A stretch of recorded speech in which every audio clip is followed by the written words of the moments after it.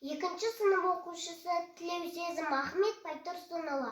Ақын ініме азырақ құлағын сал, ақын інім, ойымыз, рухымыз жақын інім, ағалық правасын қолым алып, келемін айтайын деп ақыл інім.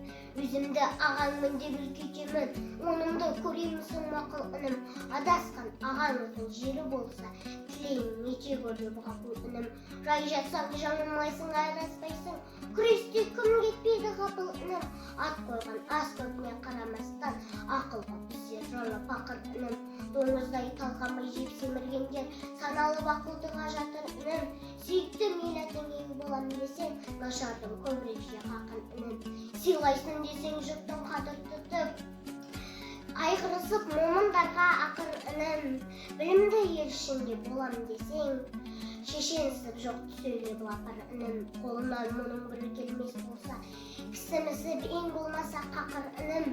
Сөзіңді тыңдатайын десең жұртқа, ет асып табақ-табақ шақыр інім. Аузымен орақ орып бәрін кетер, қымызды шара-шара сапыр інім.